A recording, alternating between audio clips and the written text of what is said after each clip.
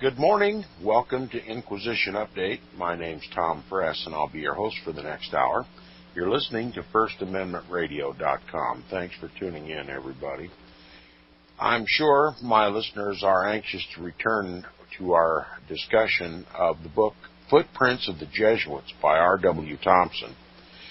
And in this portion of the book, we're dealing with the Jesuits' war with Portugal and the church, essentially, which led to an investigation of the Jesuits and their machinations in South and Central America, particularly the Paraguayan reductions, an investigation which even extended to other areas of the world where the Jesuits operated. This investigation is paramount in history because it eventually led to the suppression and abolition of the Jesuit order by the Roman Catholic Church, by Pope Clement XIV. The only time in history they've ever been suppressed, but opposed they were all over Europe by Roman Catholics. Again, the question begs to be asked, why have not the Jesuits found any opposition at all in this Protestant country? Now, returning to this investigation, we're backing up just a few sentences for continuity. Page 190, about the last third of the page, if you're following along in your own copy of the book, it says, after his appointment as patriarch, Cardinal Saldana banished the Father Superior of the Jesuit professed house.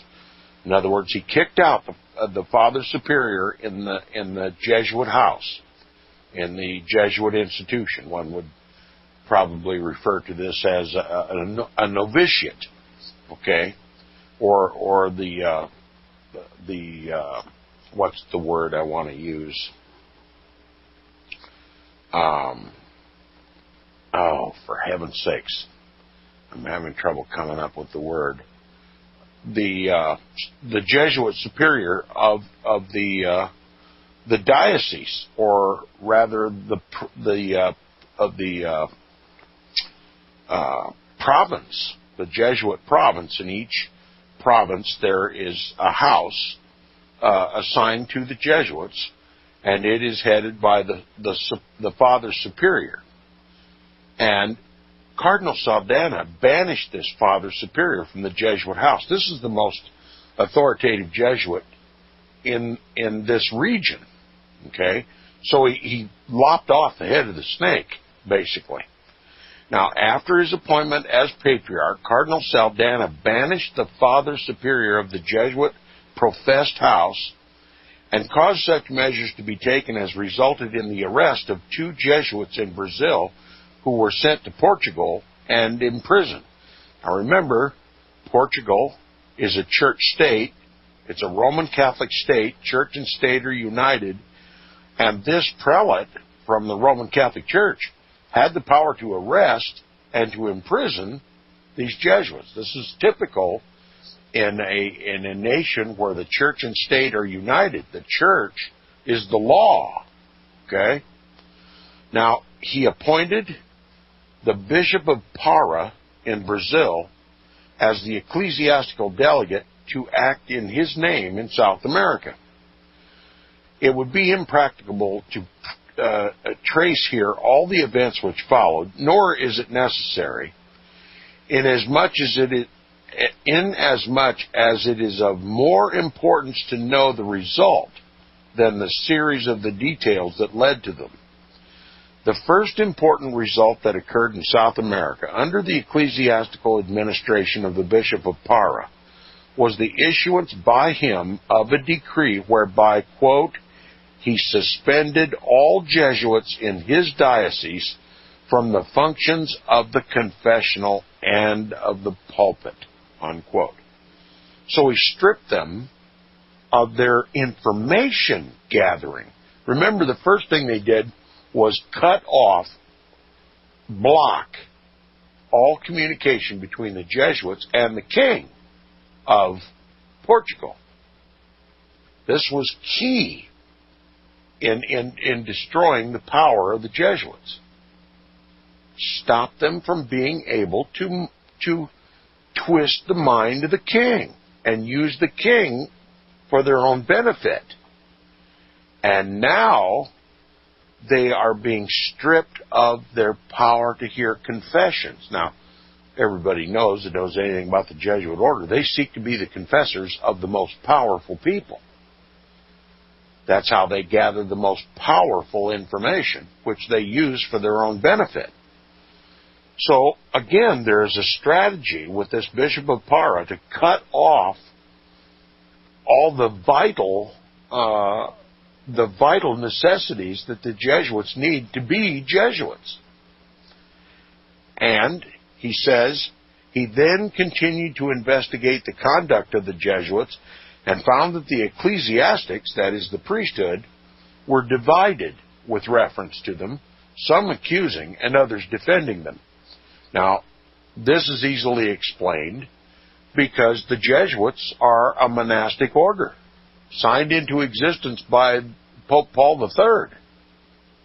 And just common sense dictates that if their livelihood is to be a priest, they must not contradict the papacy, or they get fired, right? Excommunicated and all the other horrors that go along with finding yourself in conflict with the supposed vicar of Christ on earth. So some accused the Jesuits and others defended them. Now, among those who opposed the Jesuits were the Bishop of Olinda and the Bishop of San Sebastian, and these two prelates of the church have been violently denounced by the Jesuits on that account. This, however, says R.W. Thompson, is a fixed habit with the Jesuits. They denounce all who oppose them and bestow fulsome praises upon all their defenders. By this indiscriminate method, they impair confidence in themselves and make it difficult to decide how much of what they say shall be accepted and how much rejected. The safer plan is to follow the course of public events, giving but little heed to the vituperation with which the Jesuit works abound. Now, there can be no doubt of the fact that Pope Benedict XIV had authorized the cardinal visitor appointed by him to apply all the measures necessary to reform the Jesuits, if after investigation he found any to be required. Thus, the visitor was empowered to act for the Church and for the Pope, and hence, the Jesuit resistance to his decrees was disobedience and insubordination. Now, when Clement XIII became Pope, after Pope Benedict XIV died, he found just this condition of things existing, which not only increased his responsibilities, but added greatly to his embarrassment. The Jesuits say that Cardinal Passionné unjustly impressed his mind with the idea that Benedict XIV had already decided that the reform of the society was necessary, and that whatsoever he did under the influence of this false impression should not be considered to their prejudice. This is barely possible, says R.W. Thompson, but whether he did or not is immaterial, since Pope Clement XIII could not, under any circumstances, have found himself justified in either abandoning or suspending the investigation which his former infallible Pope, Benedict XIV, had ordered. Okay? So he's bound by the pontifical order of things to continue with this investigation, or he'd find himself contradicting his predecessor, thus putting the whole theory of the papacy in jeopardy. Now, nor could he have changed his course at any time after he reached the pontificate. The interests at stake were too important, and the welfare to the Roman Catholic Church was too deeply involved. At all events, the investigation was continued under Pope Clement XIII, and when the Jesuits realized that he could not be persuaded to abandon it, they endeavored to shift the issue by insisting that the hostility exhibited toward them had not arisen out of any of the things charged by the government of Portugal, but had been created by the opposition of the, quote, Jansenists and heretics, unquote, to them on account of their orthodox adherence to the Church of Rome. In this they exhibited their usual sagacity and cunning, evidently believing that it was the only means left to them to bring over the body of the Roman Christians, the Pope and all, to their side. It did probably tend somewhat to that, but fell far short of what they must have expected from it, for the further the investigation proceeded, the more unpopular their society, the Jesuit order, became, not only on account of the proceedings in Paraguay, but because of their interference with all the governments of Europe. Their public opposition grew because of the Jesuits' involvement and interference with all the governments of Europe. The question is, have the Jesuits ever changed? After all, they stroll in and out of this country, in and out of the most powerful halls of our government. They're never placed under any suspicion or opposition. But all of Europe was opposed to the Jesuits because of their interference with all the governments of Europe. Why don't the American people suspect that the Jesuits might be exercising that same interference in our own government? And that much of the legislation that is passed by our government and the laws imposed by our government and enforced by our government are nothing but Jesuit machinations and interference in an attempt to overthrow our government and our way of life, just like they did in all the nations of Europe. Well, we can't expect a leopard to change his spots, can we? The question must be asked over and over and over. Have the Jesuits changed? If not, then why is there not opposition to them in this country? We see this in the measures adopted by those governments and in the unanimity of the public sentiment which sustained them. The belief cannot be indulged for a moment that these governments and peoples, faithful and devoted as they had always been to the Church of Rome, were influenced by prejudices alone and acted without some strong, controlling, and justifiable cause. Surely the eventual suppression of the Jesuits by Pope Clement XIV and their ouster from nearly every Roman Catholic country in Europe was a result of not calumniation and just bad rumors, but from legitimate reasons. Interference in the government. Now, it is worthy of repetition that governments and communities do not thus act, and we shall soon see that there have been scarcely any other events in history so ratified, so approved by the public, as the expulsion of the Jesuits from the leading nations of Europe and their final suppression and abolition by the Pope. The evidence upon these subjects is so complete and overwhelming that it cannot be set aside, even by volumes of eloquent denunciation, or weakened by Jesuit sophistry. Whilst it is not proper to exclude from our consideration all that the Jesuit writers have said with reference to the period and controversy here referred to, it should be accepted with a great many grains of allowance. Grains of salt, right? Their warmth and vehemence excite suspicion, indicating more of a passion than comports with the quiet composure of innocence. They're not willing that the least credit shall be given to anything against them, and demand that whatsoever is said in their behalf shall be accepted as indisputable truth. It is not difficult to see, however, that much of the matter offered by them is historic truth does not reach the dignity of impartial evidence and ought not to be given any serious weight when in conflict with the allegations proceeding from reputable and responsible sources. Within a recent period, an elaborate defense of the society, the Jesuits, has been made by one of its leading and most learned members and sent forth to the world as a conclusive and unanswerable vindication.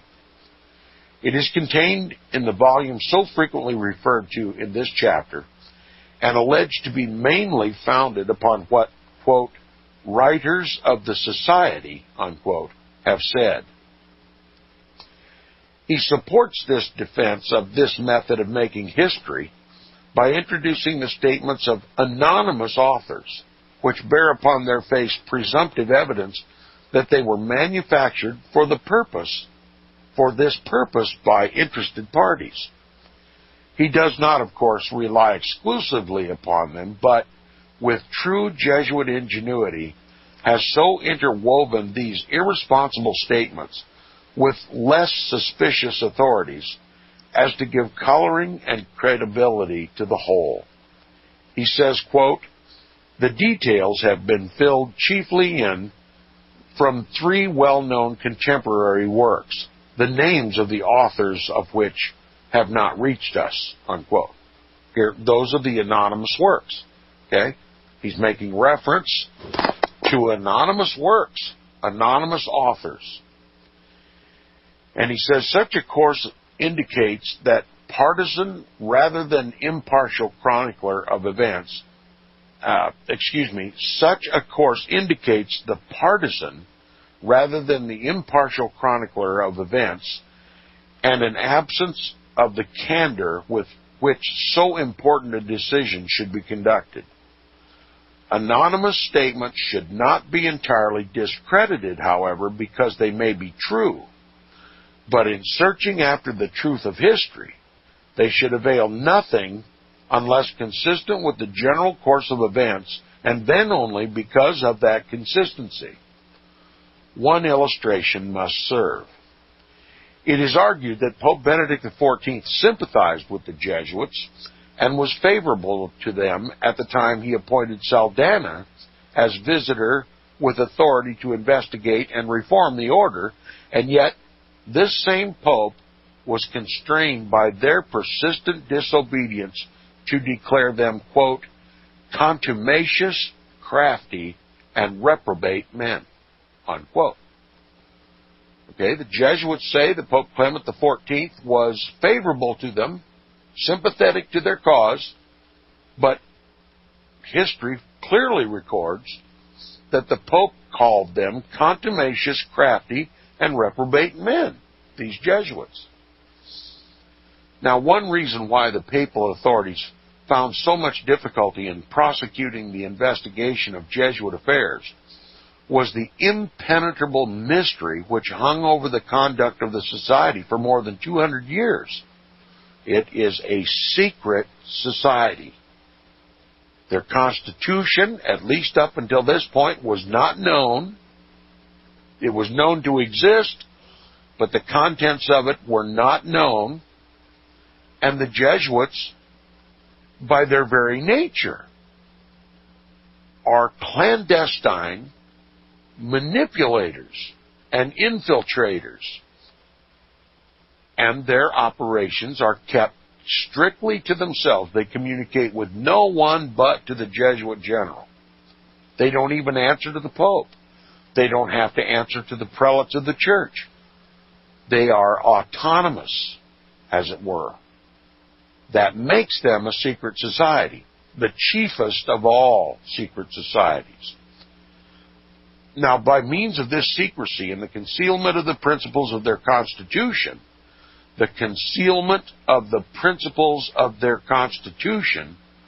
they were so enabled to compact their organization as to present a solid front to the world with all its energies devoted alone to its own success. It was only when the Constitution of the Jesuits became known that governments and society could defend against their machinations, which, as we have seen, were sufficiently well planned to defy even the Pope and the church functionaries appointed by him to inspect their conduct. All right?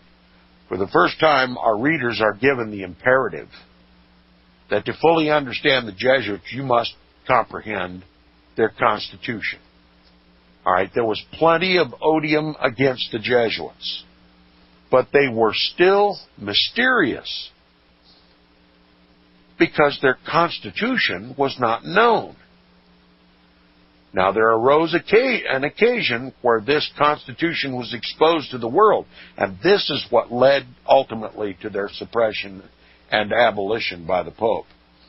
He says their persistency in refusing to expose to the public the principles of their constitution indicated in the public judgment that they feared a knowledge of them would add to the public indignation at their presumptuousness and vanity. And so decided was this refusal, that is, to expose their constitution to the world, that it required the authority of the French Parliament, the highest judicial authority in that country, to drag the Jesuits' constitution from its hiding place. One of the Jesuits had engaged in a mercantile adventure until he became bankrupt. Okay? They say that the Jesuits are to be swear an oath of poverty. This Jesuit was, like all Jesuits, engaged in mercantile, the trading, ships at sea. You know, this is why when the whore of Rome is destroyed, all the traders and ships by sea will stand afar off and lament her burning. Okay? The source of commerce, the power, the essence of commerce in the world is found at Rome. I know this is hard to believe for people that don't research these things, but there's very real physical evidence now available in the history of the Jesuits to prove why the merchants of the earth will bewail her burning. Okay? Commerce is regulated by the papacy. That's why you see these little identification bars on the, this is a Jesuit system. Okay? They regulate the buying and selling of all goods. Now it says one of their members, a Jesuit, one of the members of the Jesuit order, a Jesuit priest, had engaged in a mercantile adventure until he became bankrupt. Professing to have no property of his own out of which his debts could be collected, his creditors brought suit against the society, the Jesuit order, insisting that as the property it possessed was held in common for the benefit of all the members of the Jesuit order, that is, the society, should be made liable for the debts of each. You see how this is working out? This Jesuit, violating what everybody says is the oath of poverty, is conducting mercantile business, falls into bankruptcy, and won't pay his creditors. But his creditors say that since the Jesuit order is a commune, then the Jesuit order should be responsible for these debts. And this leads to a controversy that finally exposes the Jesuits' constitution. We'll talk about it when we get back to the break. You're listening to Inquisition Update on FirstAmendmentRadio.com.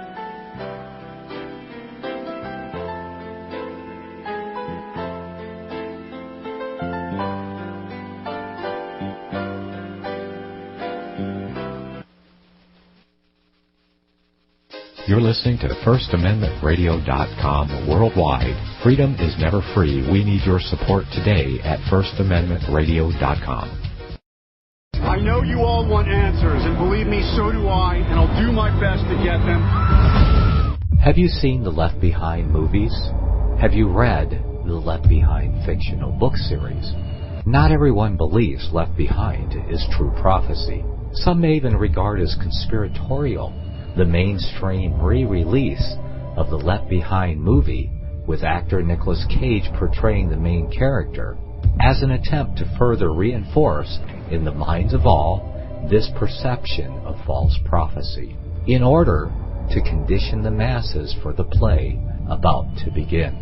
Because they see the world stage shaping to fulfill what they have been led to believe is sound biblical interpretation, a left behind rapture scenario, this false view of prophecy is reinforced in the mind, not only of its adherents, but also includes those who have been merely exposed to the specific media. Is it possible that false prophecy can be fulfilled? The rapture theories have always been in dispute.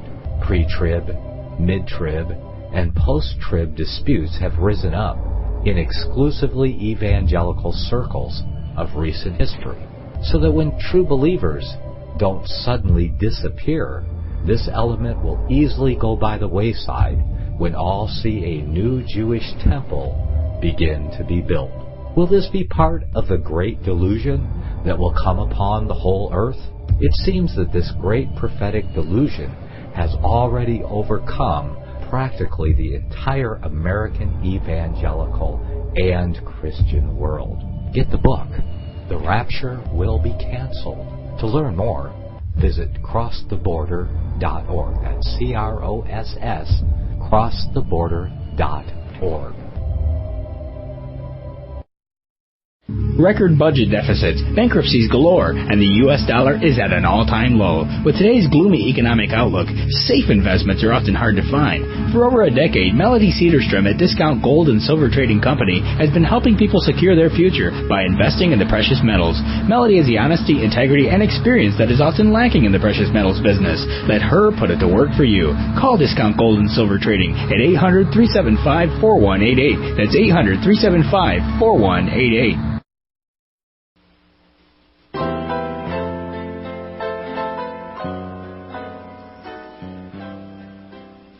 Welcome back from the break. You're listening to the second half hour of Inquisition Update on FirstAmendmentRadio.com. If you approve of Inquisition Update, you'd like to see it remain on the air, please support First Amendment Radio, who sponsors the program.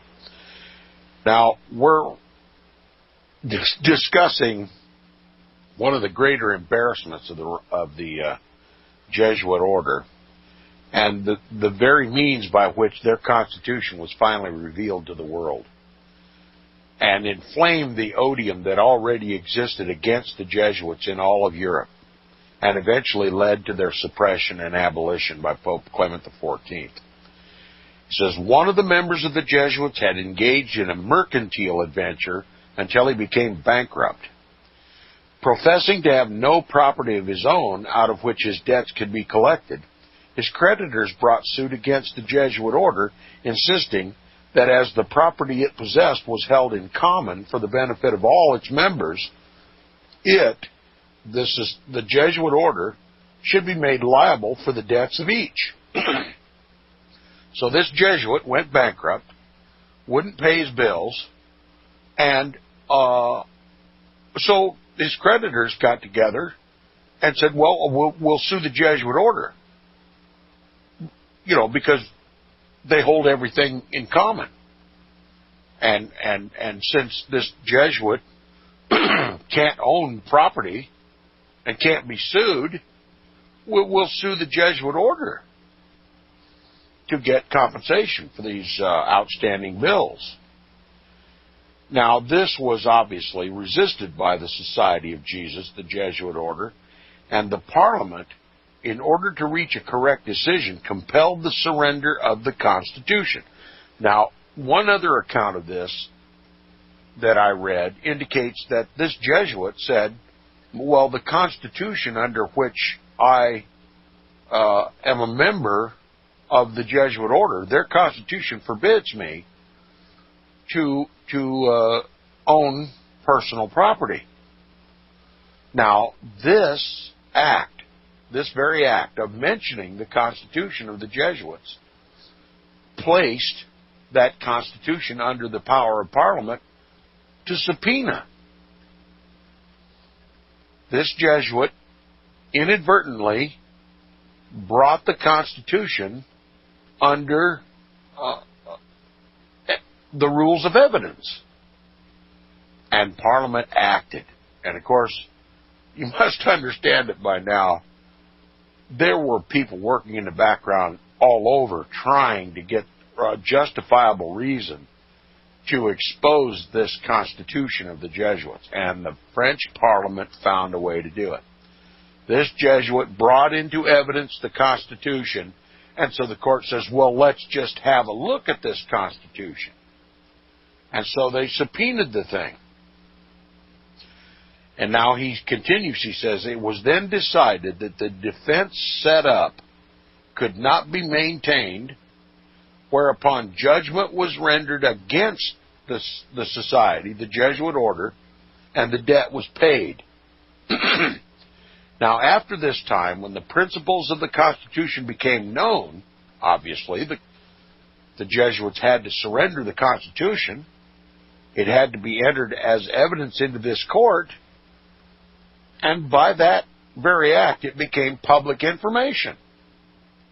So everybody, or at least those who had the resources, could get a copy of this Constitution and read it for themselves. And that's how this Constitution of the Jesuits was exposed. And if you'll pardon my French, all hell broke out against the Jesuits once this Constitution became known in the public, and people could see with their own eyes what the order was all about. He says, when the principles of the Constitution became known, the odium in which the Jesuits were held rapidly increased among both Roman Catholics and Protestants, but more particularly among the former, that is, Roman Catholics, on account of their unremitting efforts to defeat and embarrass the investigation ordered by the Pope. So, Roman Catholics are ready to go on the warpath against the Jesuits. The Protestants are offended, by the way, but they don't have any say. They don't have any power, and they don't have any say. And it says, unsophisticated minds accustomed to respect the Roman Catholic Church and obey its authority could not understand why so many impediments should be thrown in the way of the Pope in his effort to discover the truth if the society, the Jesuit order, were, as it pretended to be, entirely faultless in its conduct. Even the authority of the Roman Catholic Church was comparatively powerless to resist and overcome their obstinacy, as we shall have many occasions to observe in the course of our inquiries. So very, very revealing information about the Jesuit order that has implications for us today. That's why we're reading this book. This isn't just a recitation of long days gone by that have no consequence for us today. We're reading this because of the consequences it has for us today. You know, current events are not random. Current events result because of things that have transpired in history. And we cannot understand current events. Let me just put it in terms that are more apropos for the subject of this program. The New World Order cannot be comprehended outside of any knowledge of history. This history that we're reading right here on Inquisition Update this morning. The New World Order cannot be comprehended unless we understand the role that the Roman Catholic Church, and particularly the Jesuit order, play in it. We understand current events. Current events makes far more sense. The future is far easier to predict if we understand the past. And that's what's been stripped out of our schools, out of our seminaries, out of our churches, out of the mainstream and the alternative media is any observation or any knowledge of the history of the Jesuits, either in Europe and particularly of this country. It has all the consequences one can imagine. It's time for us to know the truth, because only when we know the truth can we effectively deal with the threats that are posed against our Protestant constitutional republic. This is the very reason why R.W. Thompson is writing this book. It's the very reason why he wrote a previous book, The Papacy and the Civil Power. Now we're moving to chapter 12 of the book. It's entitled Idolatrous Usages Introduced. We're going to learn something very important about the Jesuit order, and it will help us understand Vatican Council II and ecumenism and the apparent unification of all the world's religions under one ecclesiastical head, a global religion to go along with the global government, the global economic system, and the global social policy of the Vatican Jesuit-led New World Order. This is very important information to comprehend. Now, R.W. Thompson says it must not be supposed that the only grounds of complaint against the Jesuits were those already enumerated. Wheresoever they were sent among heathen and unchristianized peoples, they gave trouble to the church and inflicted serious injury upon the cause of Christianity. Let me tell you something. The only reason the Jesuits can cause serious injury to the cause of Christianity is because the world acknowledges the Roman Catholic Church as a Christian church, and it is not a Christian church. It is the church of Antichrist. It is the anti-church. It is that which was predicted by the prophets of God to deceive the whole world. And it has. And until we come to the realization of this deception and stop calling Roman Catholicism Christianity, the damage that the Roman Catholic Church and the Jesuits do to the name of Christ and to Christianity will continue and worsen until Christianity is destroyed. All right?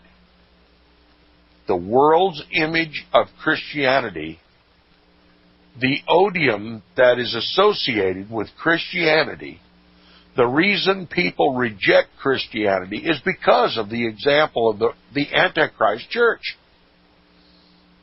and the Jesuit atrocities that we're about to read. We must not unite with the Roman Catholic Church in this ecumenical evangeli-belly movement, but we must separate and disown the Roman Catholic Church or anybody that's associated with her. Now, those maybe sound harsh and angry words, but look what's at stake. Look at the consequences for failure to act on this gross error, ecumenism. Now it says, when they found a mission field, when the Jesuits found a missionary field occupied by any of the monastic orders, they endeavored either to remove them or to destroy their influence by assailing their Christian integrity so that they could have everything their own way. Okay? All the monastic orders of the Roman Catholic Church, almost without exception, revile the Jesuits for this history. I related one program years ago, back when I was relatively new to this research. I chose to watch the EWTN, the official Roman Catholic channel on the television, to learn what Roman Catholicism was all about. And there was a program that was hosted by a Jesuit priest. And he had an audience of Roman Catholics, and represented among this audience were members of the Dominican order and the Franciscan order. And this Jesuit host of the program, the moderator, the one who was doing all the talking under the hot lights, mentioned some of this history.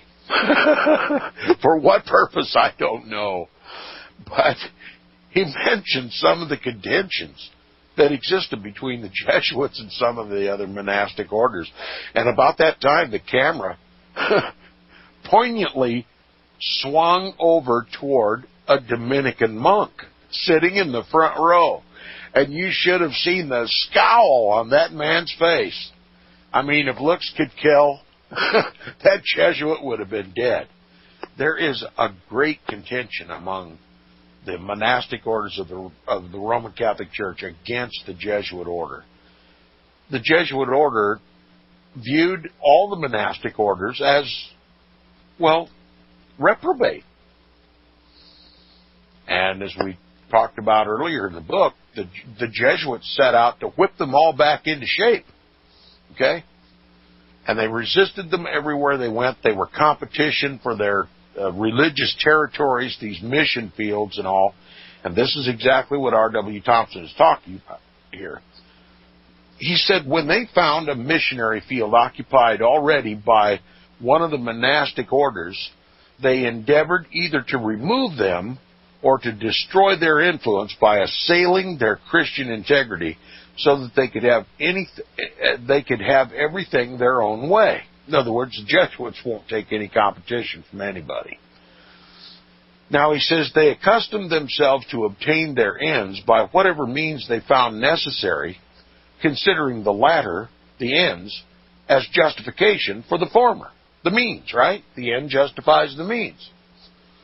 You know, if the end is desirable, any means used to achieve that desirable end are also desirable, right?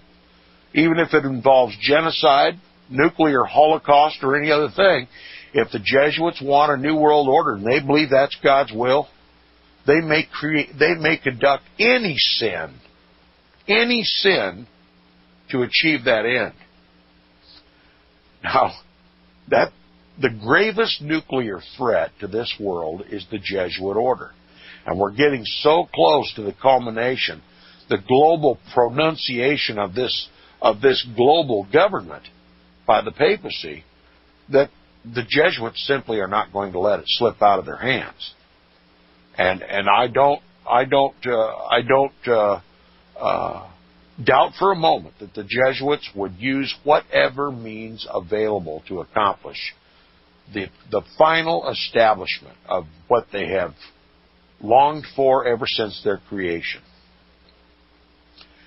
Now he says, not in Paraguay alone, but wheresoever else they obtained dominion over ignorant and credulous populations, it was mainly accomplished by persuading them to believe that conversion to Christianity consisted in the mere recital of formal words the professed converts did not even understand, and in the ceremony of baptism without any intelligent conception of its character or of the example of the teachings of Christ. Now, this is historically acknowledged about the Jesuits. To become a Christian is simply as easy a matter as having a Jesuit priest wipe a wet rag over your forehead. All right? You must ask yourself, as we continue reading in this particular chapter of the book, if this is what the Jesuits really believe, how could they be called Christian by the world? It says, not in Paraguay alone, but wheresoever else they obtained dominion over ignorant and credulous populations, it was mainly accomplished by persuading them to believe that conversion to Christianity consisted in the mere recital of formal words the professed converts did not understand, merely mouthing words that they didn't even understand, and in the ceremony of baptism without any intelligent conception of its character or of the example and teachings of Christ. Now, the seeds of error They thus succeeded in scattering broadcast among the natives of India, China, and elsewhere, have grown into such poisonous fruits that all the intervening years have failed to provide an antidote, and it remains a lamentable fact that the descendants of these same professing converts have relapsed into idolatry and continued to shun Christianity as if its influences were pestilential. Because of the unchristian-like character demonstrated by the Jesuits and all the monastic orders of the Roman Catholic Church, Christianity has failed. And Christianity is attached with negativity. This is why Christianity is hated in all the pagan worlds, because of the example of the Roman Catholic Church, the monastic orders, particularly the Jesuit order. And he says they became, meaning the Jesuits, became Brahmins in India. And by practicing the idolatrous rites and ceremonies of that country, brought the cause of Christianity into degradation. That's right, the Jesuits actually became Brahmins. They worshipped like the Brahmins. They looked like the Brahmins. For all intents and purposes, they were Brahmins. Now, how can you spread the gospel of Jesus Christ by taking up a pagan religion? Common sense dictates that this is not a Christian church. This is not Christian behavior. You shall know them by their fruits, right? How can the world hold on to this idea that Catholicism is Christianity? Is beyond comprehension. He says they became Brahmins in India, and by practicing the idolatrous rites and ceremonies of that country, brought the cause of Christianity into degradation. Continuing steadily to follow the advice of Ignatius Loyola, their founder, they everywhere became, quote, all things to all men, unquote, by worshiping at the shrines of the lowest forms of heathen superstition as if they were the holy altars of the Roman Catholic Church.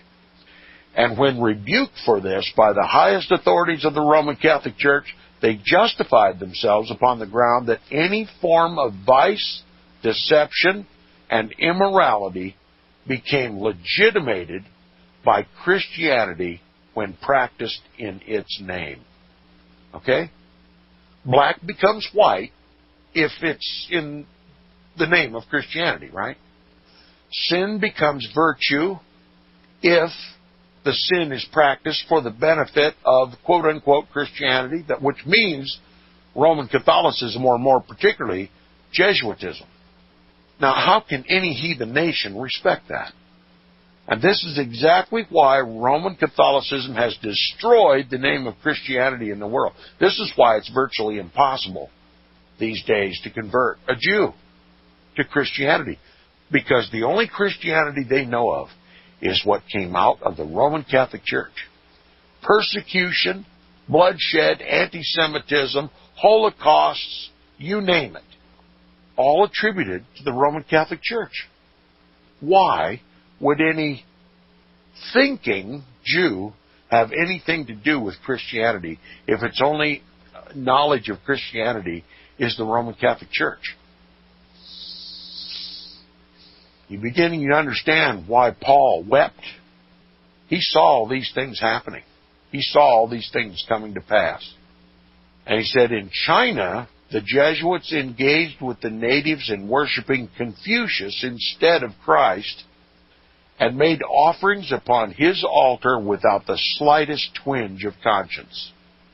They omitted nothing, however, degrading, which they found necessary to successfully planting the Jesuit scepter among the Oriental populations, until at last, after a long and hard struggle, they were brought into partial obedience to the Church, whose authority they had defied and whose precepts they contemptuously violated.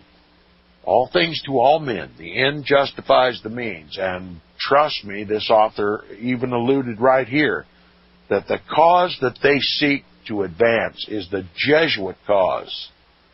not the cause of the Roman Catholic Church.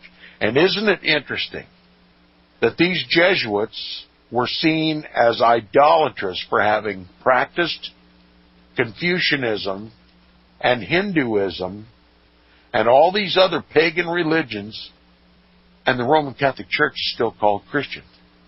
The Jesuits were called idolatrous for bowing down to the Hindu and Chinese gods. They were called idolaters by the Roman Catholic Church. But somehow, the world doesn't perceive the Roman Catholic Church is just as idolatrous as any heathen religion, still regarded as a Christian church. Now, the Roman Catholic Church attacked these Jesuits for being idolaters, and yet Protestants, evangelicals, will defend Roman Catholicism as being a Christian religion. It defies comprehension. Now, it says they omitted nothing, howsoever degrading, which they found necessary to successfully planting the Jesuit scepter among the Oriental populations, until at last, after a long and hard struggle, they were brought into partial obedience by the Church, whose authority they had defied and whose precepts they contemptuously violated. Whatsoever may be said or thought of the various religions which have prevailed throughout the world, there's one thing about which there can be no misunderstanding. That is, that the Brahmanism of India and the Christianity of Christ cannot be united together harmoniously. There are many reasons for this, apparent to every intelligent mind, but a few only are sufficient for present purposes. It has always been the central idea of the former that Brahma should be worshipped through a multitude of deities representing each passion and emotion of the mind, and that his wrath shall be appeased by sacrificial offerings, even of human beings, in order to reach total annihilation as the highest and most perfect state of beatitude after death. The highest and most perfect state of existence after death, according to the Hindus, the Brahmins, is total annihilation. And the Jesuits practiced this belief in order to win them to Christ. You talk about a contradiction beyond comprehension. We'll continue with the revelation of what the Jesuits are really all about on the program tomorrow. Thanks for listening. You've been listening to Inquisition Update on FirstAmendmentRadio.com. We'll be back tomorrow.